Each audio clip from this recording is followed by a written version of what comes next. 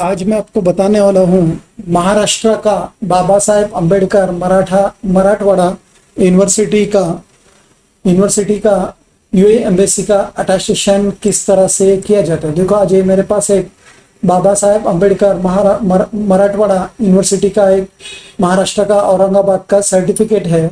इसके back side पे UA embassy का किस तरह से स्टेप बाय स्टेप अटेस्टेशन हुआ है वो आज मैं आपको बताना हूँ।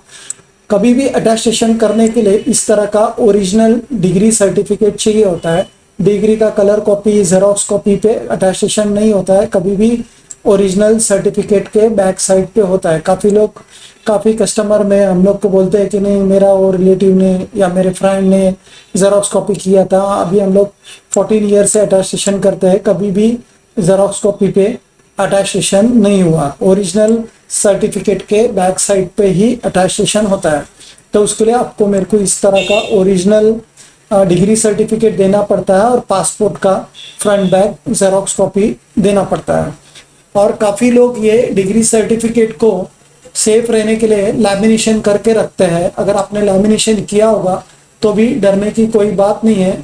हम लोग बैक साइड से जितना अटेस्टेशन के लिए ज़रूरत होता है लैमिनेशन का रिमूव करने का, उतना हम लोग लैमिनेशन रिमूव करके उस पर अटेस्टेशन प्रोसेस करते हैं। और ये लैमिनेशन कभी भी आप निकालने जाना नहीं, क्योंकि आप लोग अगर लैमिनेशन निकालने जाएंगे तो सर्टिफिकेट फट जाता है। और फ्रंट साइड से कभी भी लैमिनेशन नहीं निकालने का। अगर फ्रंट से लैमिनेशन निकालेंगे तो ये सब वर्डिंग्स निकल जाएंगे।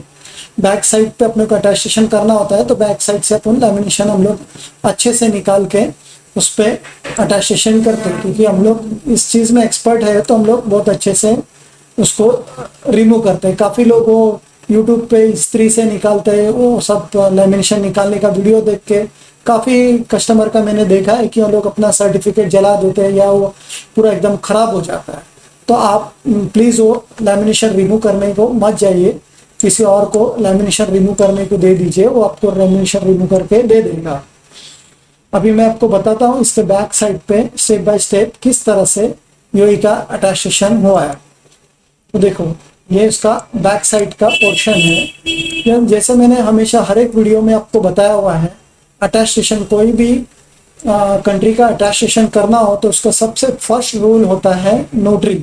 तो देखो, ये 3 नोटरी का स्टैंप है, ये रेड, ये ब्लू और ये टिकट जो देखो यहाँ नोटरी लिखा हुआ है, और ये एडवोकेट का स्टैंप और साइन है। और नोटरी में भी काफ़ी कस्टमर कंफ्यूज रहते हैं कि अरे हमारे इधर तो नोटरी ऐसा हो रहा है, मेरे दोस्त का नोटरी उधर वैसा। स्टेट वाइज थोड़ा बहुत नोटरी में डिफरेंस आता है, तो उसमें कोई डरने की बात नहीं है। आप नोटरी सिर्फ होना चाहिए, जैसा स्टेट का रूल होगा उस तरह से आप नोटरी कर सकते हैं। तो मुंबई में इस तरह का नोटरी होता है, ये टिकट और ये लगता है। काफ़ी जगह पे ये नोटरी के टिकट्स नहीं लगता है, डायरेक्ट रबर स्टैम्प और साइन होता है।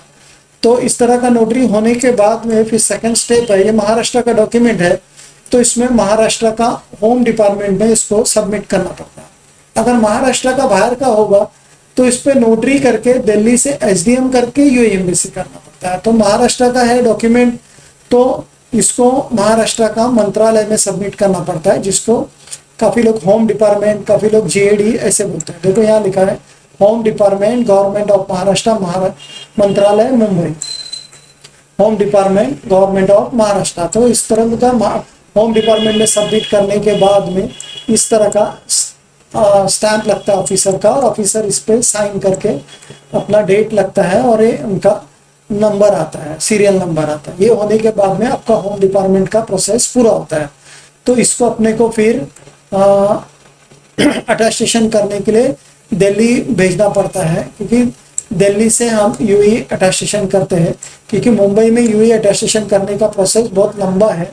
तो इसलिए इसको दिल्ली से 99% पूरे इंडिया का अटेस्टेशन यूए का दिल्ली से ही होता है।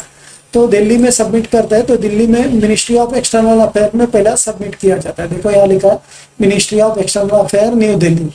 ये मिनिस्ट्री ऑफ एक्सटर्नल अफेयर का में सबमिट करने के बाद में एम्बेसी में इस तरह का मिनिस्ट्री ऑफ एक्सटर्नल में इस तरह का स्टैंप लगता है। देखो यहाँ लिखा ministry of external affair new Delhi. ये स्टैंप दोनों लगने के बाद में फिर ऑफिसर का इस तरह का साइन होता है। ये साइन होने के बाद में फिर इसको हम लोग को यूए के एम्बेसी में सबमिट करना पड़ता है। यूएई एम्बेसी में सबमिट करेंगे, यूएई एम्बेसी में इस तरह का स्टिकर लगता है, देखो यहाँ लिखा है United Arab emirate ministry of foreign affairs. काफी लोग इसको मिनिस्ट्री ऑफ फॉरेन अफेयर्स भी बोलते हैं, काफी लोग इसको मोफा भी बोलते हैं। मिनिस्ट्री ऑफ फॉरेन अफेयर्स का शॉर्ट फॉर्म है मोफा, MOFA, मोफा।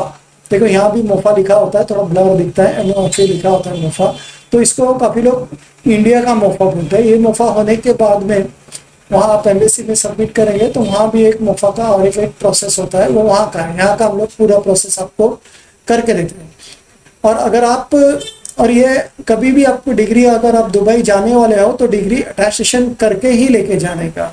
तो अगर आप वहाँ जॉब सर्च करने जा रहे हो या आपको जॉब मिला हुआ है तो आप हमेशा डिग्री अटेस्टेशन करके प्रोसेस करके ही लेके जाने का। तो आपका काम वहाँ फटाफट, जो भी आपका कार्ड का, वीज़ा का, जो यूएई आईडी कार्ड का, वीज़ा का जो भी प्रोसेस है आपका जल्दी जल्दी हो जाता है। या आपको अगर वहाँ आप जॉब ढूंढ रहे हैं तो आपको जॉब का ऑफर फटाफट मिल जाता है अगर आपका डिग्री अटैच्ड होगा तो अगर आपको ये डिग्री अटैच करना हो तो मेरा स्क्रीन पे नंबर दिया है, उस पर आप कॉल या व्हाट्सअप कर सकते हैं। अगर मेरा ये वीडियो पसंद आया तो प्लीज़ उसको लाइक और सब्सक्राइब कीजिए, जिसके वजह से आपको visa related, attestation related, immigration related new rules जो भी है वो आपको जब भी आएंगे तो हम लोग उसका वीडियो डालते हैं तो वो आपको हमेशा मिलते रहेगा।